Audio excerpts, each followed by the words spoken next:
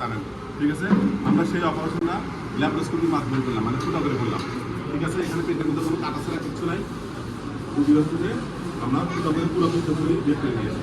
মানুষজন বলে যে ফুটো করে করলে এবারে পাথর থেকে যায়, বা ভিতর থেকে আছে যে পিত্তথলি অর্ধেক নিয়ে এসে অর্ধেক আমরা রেখে আসি। কিন্তু এই দেখেন, পিত্তথলি আমরা যখন অপারেশন করি ফুটা করে, তখন পুরো পিত্তথলিটাই আমরা আছে যে কেটে নিয়েছি, এবং এর মধ্যে যে পাথর থাকে সেই পাথরটা আমরা যখন অপারেশন শেষ করি তখন আমরা আছে আপনাদের কেটে থাকি। আমরা এখন যে কাটতেছি পিত্তথলিটা, আমরা এর মধ্যে এগুলো হচ্ছে যে পাথরটা আসতেছে, আমরা কেটে এখানে নেই, নিয়ে আমরা যে দেখাচ্ছি।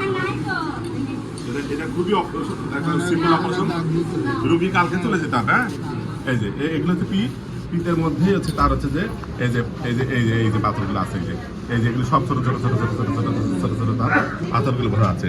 আমরা যদি এটা এখানে রাখি, রেখে যদি এখানে এইটা ফেলি, তাহলে আমরা দেখবো যে যে পাথরগুলো হচ্ছে যে সব যে এখানে জমা আছে। মানুষ ভুল বোঝায় যে পিত্তথলি অপারেশন ফুটো করে বললে পারে পাথর হচ্ছে যে জমা থাকবে, বা হচ্ছে যে পিত্তথলি থেকে যাবে, শুধু পাথর বাইর করা হবে, আসলে সেটা না। এটা একটা খুব সুন্দর অপারেশন, আপনাকে কালকে বাসে নিয়ে যেতে হবে, ঠিক আছে। যদি ব্যথা হবে না, ব্লিডিং হয় না, 10 ml ব্লিডিং হয় না, ঠিক আছে। পেটের মধ্যে যে কাটা আছে সে কাটার দাগও থাকবে না, বোঝা গেছে? আচ্ছা, ধন্যবাদ।